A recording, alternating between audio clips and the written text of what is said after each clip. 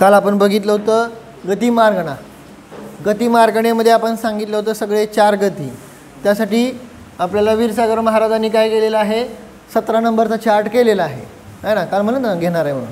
तर तो 17 नंबरचा जो चार्ट आहे तो इथं दाखवलेला आहे ना.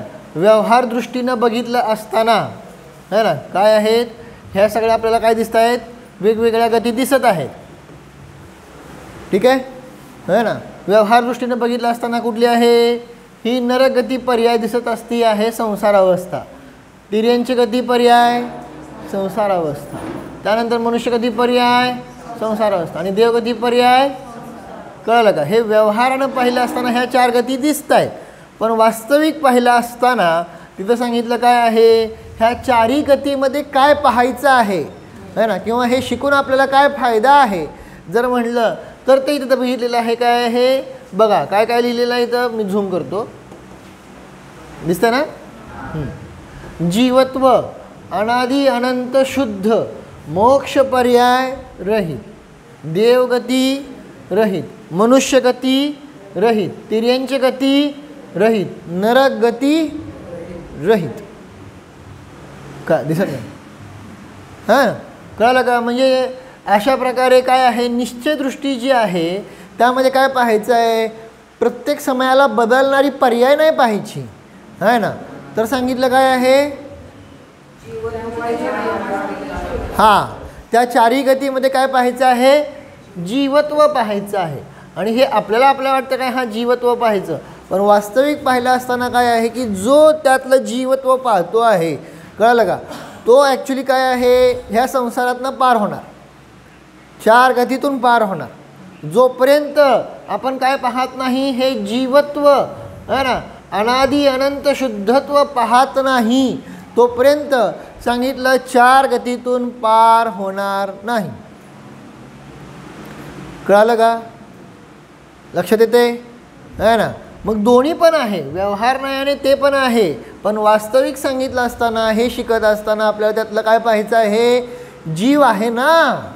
भले तो काय आहे नरकात जरी गेला तरीसुद्धा जीव आहे की नाही. भले तो निगोधी झाला, तिर्यंच झाला तरीसुद्धा जीव आहे. समजलं आहे ना. त्यामुळं त्यातलं काय पाहायचं आपल्याला, जीवत्व. हे कॉमन लक्षात येतं का नाही. कॉमन पॉईंट जो आहे तो, भलेही तो नारकी झाला, तिथून तो तिर्यंच झाला, तिथून तो मनुष्य झाला, ह्या अवस्था बदलत गेल्या. पण ह्या सगळ्यामध्ये जर पाहिलं तर काय आहे सांगितलं, जीवत्व अनादि अनंत शुद्धत्व जे आहे ते आहे. आणि ह्या सर्व पर्यायाने रहित, मोक्ष पर्याय, देवगती, मनुष्यगती, तिर्यंच गती, नरक गती ह्याने रहित आहे. मग भले तो सिद्ध जरी झाला तरी सिद्ध भगवान मी सिद्ध आहे म्हणून पर्यायात पाहत नाही आहेत है ना. त्यांचा ध्यानाचा विषय काय आहे है ना. तर ते सांगितलं काय आहे इथं, जीवत्व है ना अनादि अनंत शुद्धत्व है ना, मी आत्मा मोक्ष पर्यायाने रहित, काय देवगती रहित, मनुष्यगती है ना, तिर्यंच गती रहित, नरगती. अशा प्रकारे तिथं सांगितलं काय आहे आपल्याला. प्रत्येक वेळेस सांगितलं काय आहे, ह्या गती मार्गणेतनं काय करायचं आहे, निश्चय दृष्टी जी आहे, जी द्रव्य दृष्टी आहे ती पाहायची आहे है ना. भलेही आता इथं कर्णयुगातनं आपल्याला काय आहे, व्यवहार दृष्टी दाखवली जाते, भलेही पर्याय दृष्टी दाखवली जाते है ना, तरीसुद्धा सांगितलं त्यासोबत काय पाहायचं आहे, ही निश्चय दृष्टी जेव्हा समजली तेव्हाच आम्ही ह्यातून पार होणार. नाही तर प्रत्येक वेळेस काय मानणार आत्ता है ना, प्रत्येक वेळेस काय मानणार, मी कोण आहे, मनुष्य आहे, मी पुरुष आहे, मी स्त्री आहे, मी कळलं का नाही काय, मी देव आहे, नारकी आहे, तिर्यंच आहे, हेच मानत बसणार. म्हणून तर तिथं ती गोष्ट सांगितली ना, गती मार्गणेच्या आधारे ती गोष्ट सांगितली होती की जो राजा होता, कोण राजा, शुभ राजा है ना. शुभ राजाची गोष्ट काय आहे,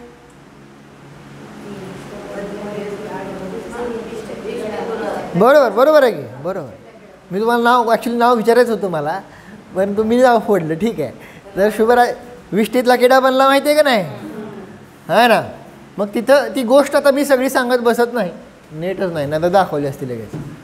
तर मग काय आहे सांगितलं की तिथं ती जी आहे त्या गोष्टीमध्ये सांगितलं काय आहे की जो जो किडा बनला का नाही राजा, मग तो मुलाला काय म्हणतो, मुनिराजांनी सांगितलेलं सत्य आहे हे विश्वास आहे त्याला, हे असंच बनणार आहे.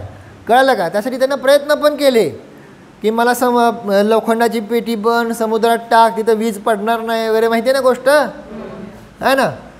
पण आता पुढचं महत्त्वाचं, तो म्हणतो की मी भलेही किडा बनलो तरी मला मारून टाक म्हणले. मला काय मार करून टाक, मला विष्ठेतला घाणेरडा किडा बनायचा नाही. काय मग तिथं तो राजा काय झाला, किडा बनला, मुलानं मारण्याचा प्रयत्न केला, परंतु आता त्याला मारायची इच्छा राहिली का, कारण राजा असतानाच त्यानं पर्यायातलं एकत्व केलेलं आहे. राजा असताना जर त्यानं बघितलं असतं की माझं जीवत्व, दिसत नाही ना, थांबा झूम करतो. राजा असताना जर त्यानं पाहिलं असतं काय आहे की मी जीवत्व गुणाने युक्त आहे, अनादी अनंत शुद्ध आहे, हे पाहिलं नाही, म्हणून तिथं प्रत्येक गतीमध्ये त्याला एकत्व राहणार, दुःख होणार. कळालं, लक्षात आलं. श्रनिक राजाची पण गोष्ट आहे का नाही. श्रनिक राजा रडायला लागला, दुःख करायला लागला. रडायला लागला म्हणजे दुःख करायला लागला. जेव्हा माहेर भगवंतांच्या समोशरणात कळलं, काय कळलं, मी पुढच्या नरकात जाणार आहे, दुःख करायला लागला. कळलं का. पण जेव्हा त्या समोशरणात त्याला कळालं की तू कुठल्याही गतीमध्ये गेला तरी तुझं जीवत्व कायम आहे, अनादी, तरी सुद्धा तू अनादी अनंत. मग तेव्हा त्या राजाला आत्मतत्व समजलं, तेव्हा तो स्थिर झाला. आलं का लक्षात, आहे ना. 4 गती तर आपण शाळेत शिकलेलोच आहे, पाठशाळेत शिकलेलोच आहे काय. परंतु आता हे पुढचं महत्त्वाचं की हे आम्ही गतिमार्गणं बघून काय फायदा झाला, गतिमार्गणं बघून काय फायदा झाला, आहे ना. पर्याप्त मनुष्य किती बघितले, पर्याप्त मनुष्य 29 अंक प्रमाण. मग हे बघून काय फायदा झाला. ते सगळे जीव जीवत्व अनादि अनंत शुद्धत्व पाहत नाही तोपर्यंत दुःखी. आपण पर्याप्त आहोत ना, कळालं का. तरी सुद्धा सांगितलं दुःखी. जोपर्यंत ही ह्या गतीने रहित अवस्था पाहत नाही तोपर्यंत दुःखी. सगळं बघतोय आपण, आहे ना. आणि आता म्हणून हे कसं जीवनात फायदा लावायचा हे आपल्याला महाराजांनी दाखवलेलं आहे. इथं शॉर्टमध्ये सांगितला. गती मार्गणा आहे ना, गती मार्गणा दिसते का इथं, काय लिहिलंय, लिहिलं नाही वर गती मार्गणा, है ना. हा गती मार्गणेवर सांगितलं काय आहे, अशा प्रकारे पर्यायातलं एकत्व सुटलं तरच पर्यायामध्ये सिद्धत्व होणार. कळलं का. आणि ही मोक्ष पर्याय सुद्धा सांगितली कशी आहे, साधी अनंत शुद्ध देवगतिरहित, मनुष्यगतिरहित, तिर्यंची गतिरहित, नरक गतिरहित आहे. पण ही सुद्धा पर्याय आहे. ह्याचं ध्यान नाही करायचं. आम्हाला ध्यान कशाचं करायचं आहे, ध्यानाचा विषय कोण आहे, जीवत्व, अनादि अनंत शुद्धत्व, शुद्ध, ह्याचं ध्यान करायचं आहे. हे सुटलं, कळालं का नाही, तर ॲक्च्युली काम झालं. म्हणून काल सांगितलं होतं नरकातला 7व्या नरकातला जो नारकी आहे, असे किती नारकी आहेत सम्यदृष्टी, हां. मग हे सगळे काय पाहतायत, जीवत्व, अनादि अनंत शुद्ध मी आहे हे जी अनुभूती करतायत, म्हणून ते सम्यक दृष्टी आहेत. ह्या अशी गती मार्गणं आपल्याला बघायची ना. तर गती मार्गणं काय तुम्हाला व्यवहारात तर झटक्यात शिकवलं झालं, संपलं. पण हे पण पाहायचं आहे त्या सगळ्या गोष्टीमध्ये, आहे ना. लक्षात येतं आहे ना. अपर्याप्त पंचेंद्रिय तिर्यंच आहे ना, यांना कुठला वेद आहे? नपुंसक वेद. का झाला? का झाला?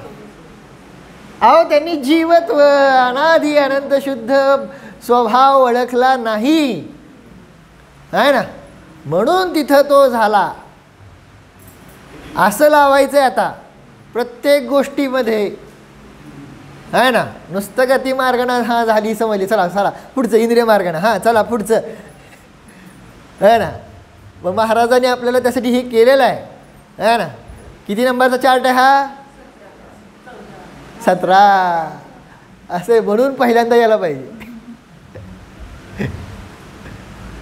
है ना. गतिमार्गना है ना, तर चार्ट नंबर 17 त्यामध्ये महाराजांनी हे आपल्याला सांगितलेलं आहे है ना. कळलं का? वस्तु का अविनाशी अंश और क्षण, एक मिनट झूम करतो.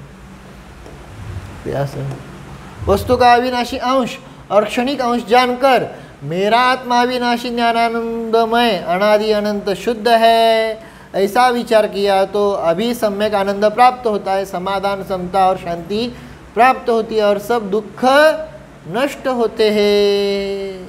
कळलं का? गति मार्गना, मार्गना म्हणजे अन्वेषणा व खोज करना. गति पर्याय के द्वारा जीव की खोज करना, यही क्या है? गति मार्गना. कळलं का? मग व्यवहारातनं आम्हाला सगळी व्हरायटी आहे, कळलं का? परंतु निश्चयातनं जो ध्रुव अंश आहे तो आम्हाला जाणणं अत्यंत आवश्यक आहे. हे सगळं तसं लावायचं. कळलं का नाही? लक्षात आलं का? है ना. जे जे आपण पाहिलेलं आहे देवगती, देवगतीमध्ये 4 भेद कुठले बघितले होते?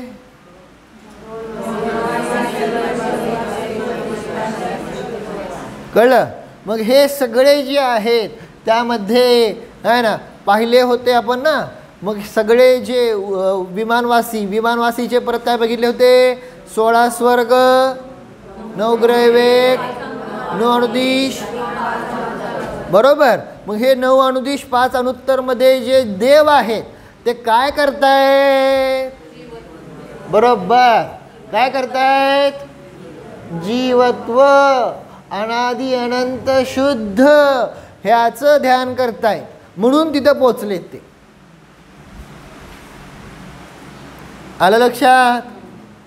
जे जे सम्यक दृष्टी आहेत हे हे हे शिकायचं आहे आपल्याला. नाहीतर नुसतं अभ्यास केला काय उपयोग नाही. शाळेमध्ये तुम्हाला शिकवलं काय? रस्त्यावरचे उघडे बाहेरचे पदार्थ खायचे नाही, आणि क्लास सुटला की बाहेरचे भेळ खात बसला. तसं इथं शिकवलंय तुम्हाला काय? आपल्याला काय पर्यायाने सहित पाहायचे नाही, जीवत्व अनादि अनंत शुद्धत्व पाहायचे आहे. पण क्लास सुटला की लगेच काय पाहायला लागलो? स्वतःला पर्यायाने सहित पाहायला लागलो का नाही? मग हे जर स्वतः चिंतन करा. कळलं? गती मार्गाने समजून मी कशा प्रकारे पर्यायाने सहित स्वतःची अनुभूती करतोय, जे माझं चुकतंय. चिंतन करणार. चिंतन कुठं टाकायचं? व्हॉट्सअपला. नाही खरं सांगतो वेळ नाही, नाही तर काय सगळ्या गोष्टी आपल्याला हे होत नाही. तर तुमचं कळालं? ज्यांना लिहिता येत नाही त्यांनी रेकॉर्ड करा, व्हॉइस रेकॉर्ड करा. कळालं का? नसेल तर वही पे कागदावर लिहून फोटो काढा, पण चिंतन करायचं. कळलं? अनेक प्रकारातून चिंतन करू शकता,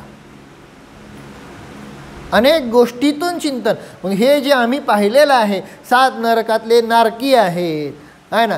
का नरकात गेले? बस असं चिंतन करायचं आहे. सोपं आहे ना? कळलं का नाही? जर त्यांनी हे जीवत्व अनादि अनंत शुद्ध तो पाहिलं असतं तर नरकात गेले असते का? गेले असते का? आहे ना.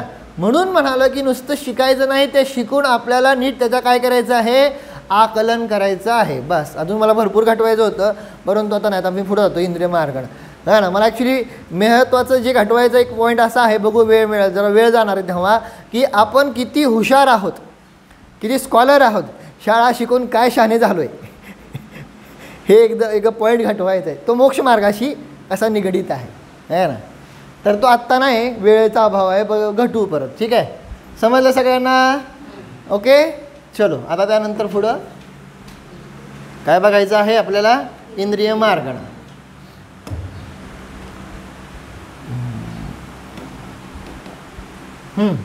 इंद्रिय मार्गणा आहे ना. इंद्रिय काय सांगितलेलं आहे इथं?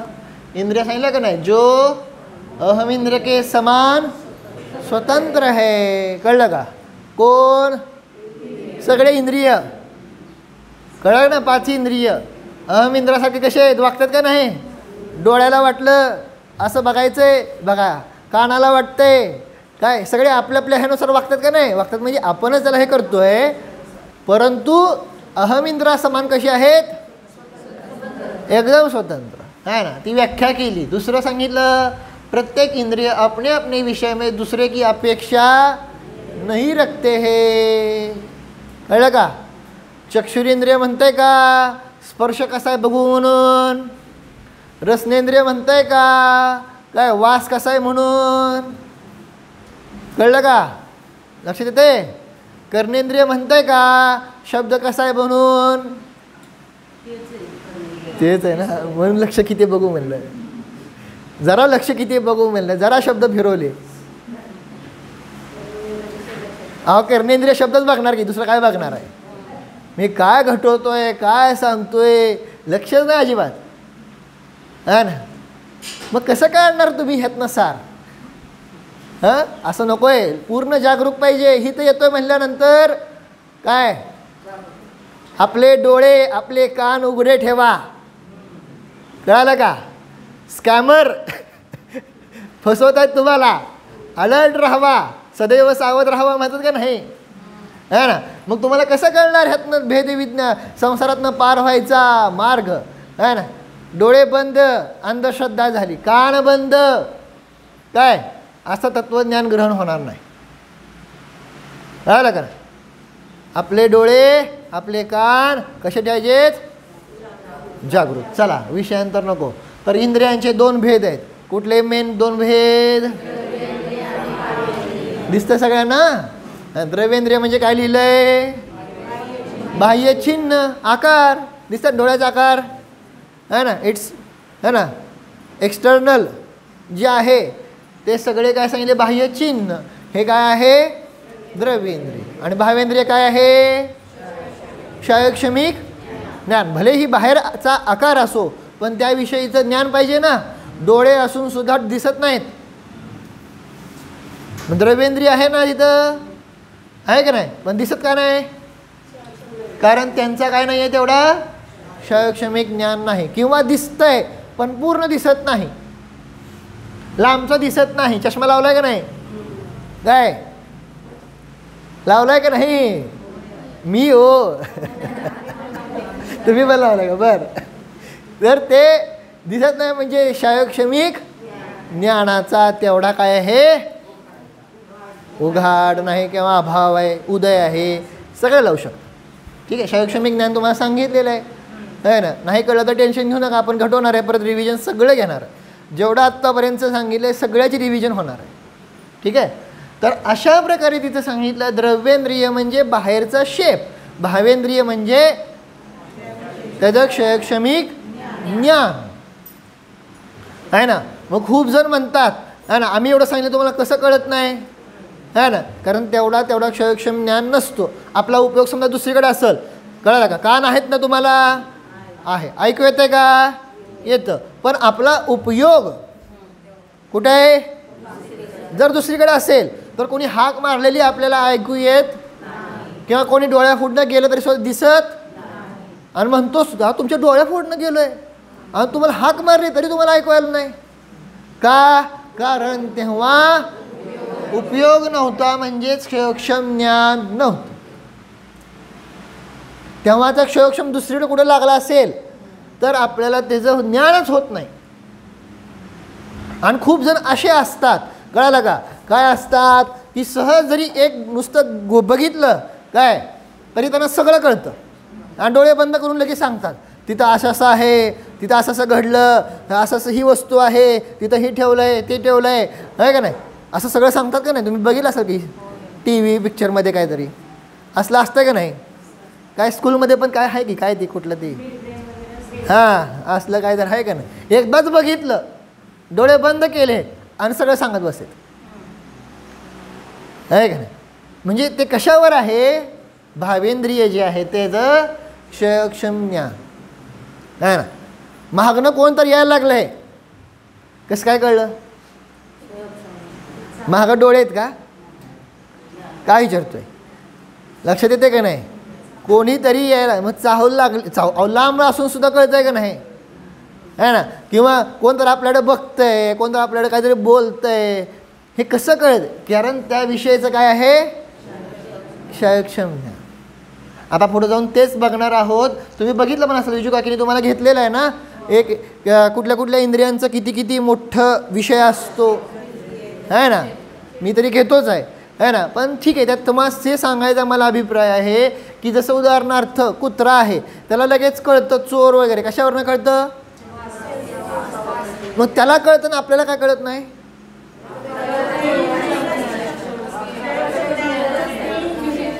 कळालं का नाही. त्याचं तेवढं क्षयक्षम ज्ञान त्याविषयी परफेक्ट आहे. आपलं पण क्षयक्षम ज्ञान आहे, कळू शकतं, पण आपण स्थिर नाही, आपलं क्षयक्षम लागलं दुसरीकडं.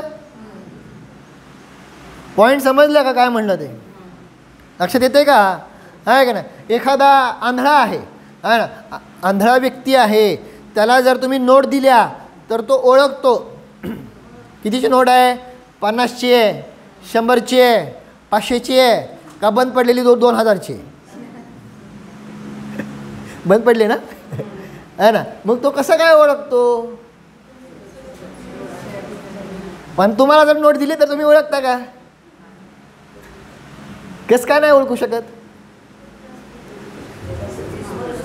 कारण तुम्ही स्पर्शनेंद्रिय, तुम्ही म्हणजे आपण सगळ्यांनी काय केलं, स्पर्शनेंद्रियाला तेवढा क्षयक्षम दिलाच नाही, तेवढं स्पर्शनेंद्रियाविषयी कॉन्सन्ट्रेट नाही आहे.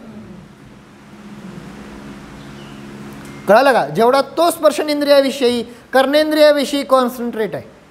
तुम्ही बघता का नाही आहे ना, बारीक बारीक आवाजसुद्धा त्यांना काय होतात, एकदम कॉन्सन्ट्रेट होतात, आणि बारीक बारीक आवाजसुद्धा काय होतात त्यांना ऐकू येतात. बघितलं की ना आंधळे वगैरे असं वगैरे ते, आणि तुम्हाला कसे ऐकू येत नाही. कधी आपण तेवढं कॉन्सन्ट्रेट केलंच नाही कर्णेंद्रियाच्या विषयी. पॉईंट समजला का नाही. मग हे सगळं कशावर डिपेंड आहे, कळलं का. हे आहे भावेंद्रिय. एवढं खुलासा त्यासाठी करायला लागलो, कळालं है ना. मग कोणाचं कर्मोदय वश कमी असेल, कोणाचं जास्त असेल, ती गोष्ट परत अजून वेगळी. ओके है ना. अशा प्रकारे तिथं सांगितलं. किंवा ह्यातून सुद्धा तुम्ही अजून अध्यात्म पण भरपूर घडवू शकता है ना. पंडित टोरमलजी काय करत होते, ग्रंथ लिहित होते है ना. अनेक दिवस जेवणात म्हणले काय मीठ नाही. मग तेव्हा त्यांची आई म्हणली काय, आज ग्रंथ पूर्ण झाला है ना. तो ग्रंथाचं नाव काय, रडा. मला वाटलंच होतं. अहो मोक्ष मार्ग प्रकाश ग्रंथ अधुरा आहे. त्यांची गोष्ट तुम्हाला माहिती आहे का, ग्रंथ लिहित असताना त्यांना उचललंय आणि लगेच प्राणदंड दिलेत. त्यासाठी मोक्ष मार्ग प्रकाशक ग्रंथ वाचा, मग कळेल तुम्हाला काय लिहिलंय त्यात. असं काय घटना घडली, त्यांना राजानं मृत्यूदंड दिला. सम्यक ज्ञान चंद्रिका लिहित होते.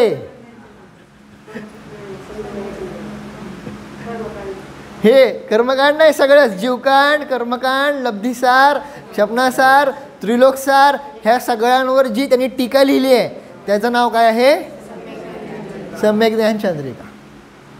आणि ते लिहित असताना त्यांना कळलं नाही काय, जेवणामध्ये मीठच नाही. कळलं का.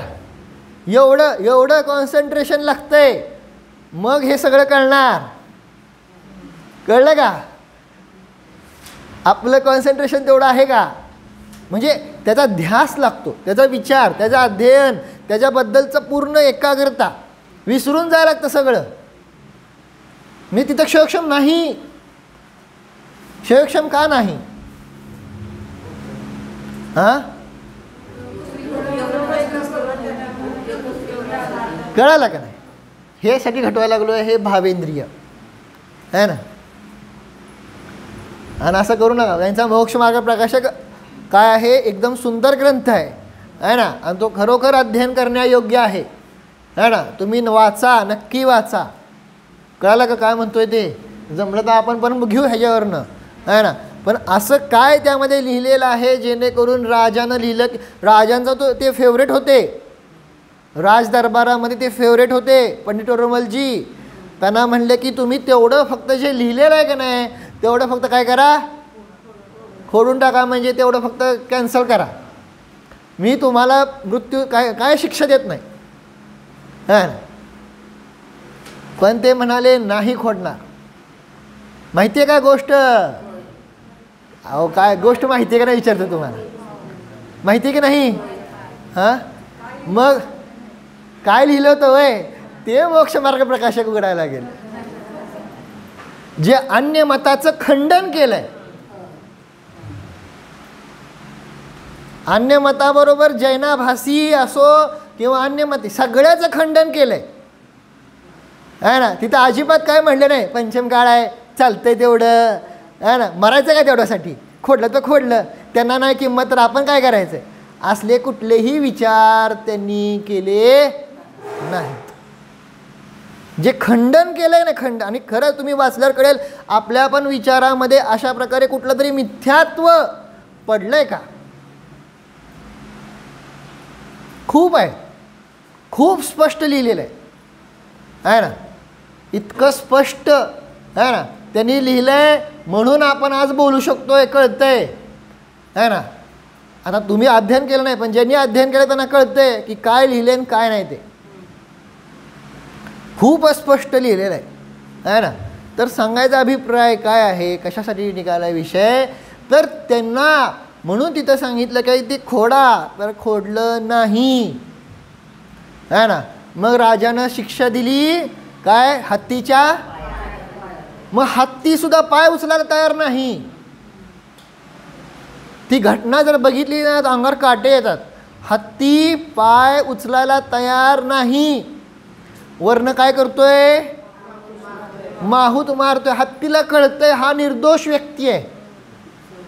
तिऱ्यांच्या ज्ञान असतं म्हणलं ना तुम्हाला, क्षयक्षम हा निर्दोष जीव आहे. हत्ती पाय उचलायला तयार नव्हता.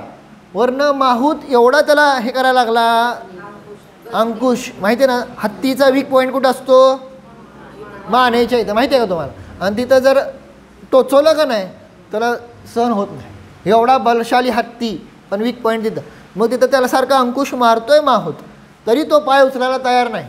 जेव्हा त्यांना दिसलं की एवढा हत्ती सहन करायला लागलाय तेव्हा पंडित टोडरमलजी म्हणाले काय, तू तुझं काम कर, मी माझं काम करतो. कळलं का? तू त्रास करून घेऊ नको स्वतःला. तेव्हा हत्तीनं पाय उचलला. काय काय दृश्य असेल विचार करा. काय म्हणजे हे असलं सगळं विचित्र का. मग सांगायचा अभिप्राय, मग मग मला पण मनात थोडं तेव्हा विचार आले. मग तेव्हा बाकीचे जैन नव्हते का, पंडितजी होते, शास्त्र सांगत होते, कसले त्यांनी काय काय प्रश्न उठवलेत त्यांनी. तुम्ही वाचलं तर कळेल तुम्हाला. प्रश्नोत्तर जी घटवले ना तिथं, कसले कसले मग त्यांच्या होते ना सगळे. मग कसं काय आहे ना, ही घटनाच होऊन कशी काय दिली आहे ना. म्हणजे सांगायचा अभिप्राय एवढाच आहे की अशा प्रकारे कशाची सांगायला लागलो, विषयांतर झालं सगळं. हां, क्षयोक्षम. आणि ते वाचा, खरोखर वाचा, कळेल आपल्या डोक्यामधलं. आणि काय म्हणजे मी म्हणून तुम्हाला म्हणलं ना त्या ह्याच्याशीच कनेक्टेड आहे. एवढं शाळा शिकलाय पण तरीसुद्धा काय म्हणतात ना, एज्युकेटेड आहे बट नॉट वेल एज्युकेटेड. ते घटवणार आहे पण आता त्यात लय वेळ जाईल. ठीक आहे, समजलं का हे? हां काय सगळे काय हां, आणि मी सिद्ध करून दाखवतो तुम्ही संसारात चुकताय, संसारात बरं का, आणि मग ते मोक्ष मार्गात नंतर लाव. एवढं शाळा शिकून सुद्धा तुम्ही कसे चुकता आहात. संसारातल्या गोष्टी सांगतो फक्त, परत आत्ता नको. तर सांगायचा अभिप्राय हे समजलं का, लक्षात आले का, विषय क्लिअर झाला. द्रव्येंद्रिय, म्हणजे हे द्रव्येंद्रिय जे सांगितले परत काय तत्वार सूत्राच्या आधारे घेतलेलं आहे. द्रव्येंद्रिय निवृत्ती उपकरण आहे ना, हे काय आहे, दोन घेतले ना, तर ते द्रव्येंद्रिय आहे. निवृत्ती म्हणजे इंद्रियाच्या आकाराची, आणि उपकरण म्हणजे त्या निवृत्तीच्या संरक्षण कर. जसं डोळ्याच्या आकाराची रचना, आणि डोळ्याला करण्यासाठी काय आहेत, पापण्या भुवया वगैरे का नाही, तसं हे निवृत्ती उपकरण. कळलं ना, निवृत्ती म्हणजे आकार त्याचा, आणि त्याला हे करणारं संरक्षण करण्यासाठी उपकरण. त्या निवृत्तीला सेफ ठेवलं जातं. कळलं का नाही, हां ना. सगळ्याच बाबतीत आहे बरं का, नाकाच्या बाबतीत, कानाच्या बाबतीत. कानात पाणी जरी गेलं तरी लगे आपण काय करतोय, मग पूर्ण आत जात नसतं पाणी, पूर्ण आत गेलं तर काय होईल, पडदे फाटील का नाही. मग तेव्हा अगोदर काय येतंय, म्हणजे पाणी जरी केलं तरी काय केलं जातं, तिथं काय येतं की ते मी विसरून गेलो डॉक्टरच्या भाषेचं, काय हे म्हणजे रोखलं जातं, पाणी थांबवलं जातं. हां, समजलं का नाही. मग हे काय आहे, सगळं त्याचं उपकरण आहे. कळलं ना, सगळ्या बाबतीत आहे. नाक असो काय आहे ना, जीभ असो काय असो, डोळे असो काय आहे ना, सगळ्याला काय आहे, उपकरण, कारण ते बाधित होऊ नये म्हणून आहे ना. पुढं आता त्यानंतर भावेंद्रियाचे दोन भेद कुठले गेले, लब्धी उपयोगो भावेंद्रियम, तत्वार सूत्राचं सूत्र आहे ना, पाठ केलं का नाही. हां, तर मग त्यावेळेस सांगितलं लब्धी. लब्धी म्हणजे सांगितलं काय, ज्ञानामध्ये पडून राहणं, आत्ता उपयोगात नाही येणं आहे ना, पडून राहणं. लक्षात येतं का नाही. उपयोग म्हणजे त्याचं आत्ता उपयोगात येणं. जसं आता तुम्ही काय आहे, द्रव्य संग्रह वाचलाय का नाही, आहे, मग तो ज्ञानामध्ये पडून आहे, तर तो काय झाला, लब्धी. पण आता आपण काय करतोय, गोमटसार वाचतोय, तर आत्ता आपला काय आहे, गोमटसाराकडे उपयोग आहे. आलं लक्षात. असं सगळं जे ज्ञानामध्ये पडून आहे ते लब्धी आहे ना, बट ते आत्ता उपयोगात नाही आहे, आणि जे आत्ता उपयोगात आहे ते उपयोग. अशा प्रकारे लब्धी उपयोग काय आहे, भावेंद्रियम झालेला आहे. बाकीची सगळी चर्चा उद्या, ठीक आहे. अजून घेणार आहे, लगे उठायचं नाही आहे, रिव्हिजन रोजची थोडीशी. अरे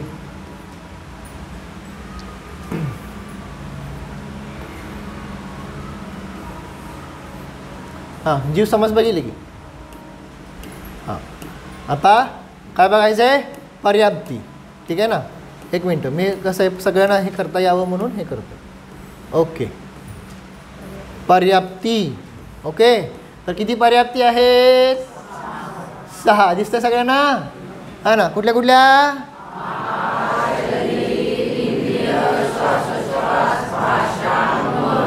समजलं.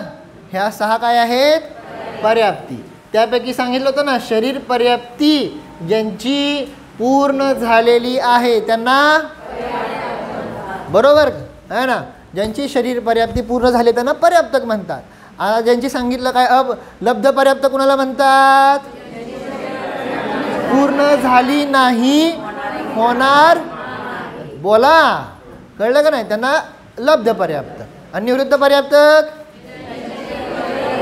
पूर्ण झालेली नाही पण होणार आहे त्यांना. लक्षात आलं ना. परत एकदा वाचा, हे लक्षात ठेवा, ह्या लागणाऱ्या गोष्टी आहेत. कुठल्या कुठल्या 6 पर्याप्ती,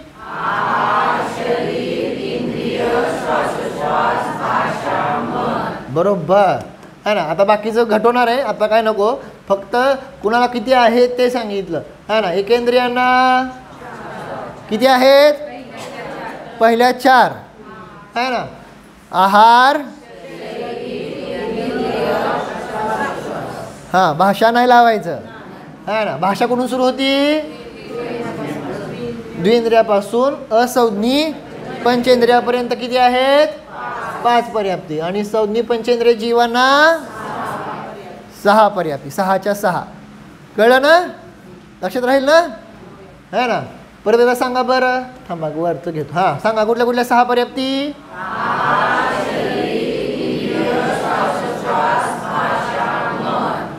ठीक आहे, लक्षात राहील ना? ह्या 6 पर्याप्ती. आता त्यामध्ये परत आपण पर्याप्त आणि अपर्याप्त जीवांना पण घटवलं आय थिंक. हां बरोबर घटवलं ना?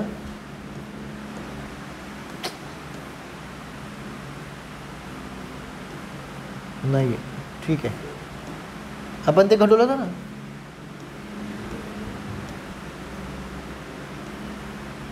बरं नाही ठीक आहे, असू दे. तर अशा प्रकारे काय सांगितलेलं आहे हे. मग पर्याप्तीमध्ये जे पहिले का ना आपण काय आहे, किती गुणस्थानं येतात? 14 गुणस्थानं आहे ना. त्यानंतर जे निवृत्त पर्याप्तक आहेत त्यांच्यामध्ये 1 2 4 6 आणि 13. आणि लब्ध पर्याप्तकामध्ये नियमाने पहिलं, कारण ते सांगितले कसे जीव आहेत? मिथ्यादृष्टी आहेत, एका श्वासामध्ये 18 वेळा जन्ममरण करतात ना, त्यांची शरीर पर्याप्ती पूर्ण व्हायच्या अगोदर मरतायत. मग बाकीचं सगळं पूर्ण कधी होणार? कळलं का नाही? आणि मग बाकीचं गुणस्थान कुठलं घेणार? करूच शकत नाहीत. समजलं? भावासन झालं. आता हे सुद्धा घटवलं ना, 1 2 4 6 आणि 13 ह्याची पण सगळ्या अपेक्षा आहेत. बघू आपण परत. ठीक आहे, आता थांबूया. चला ध्यान कोण सांगतंय? सुनीता काकी ध्यान.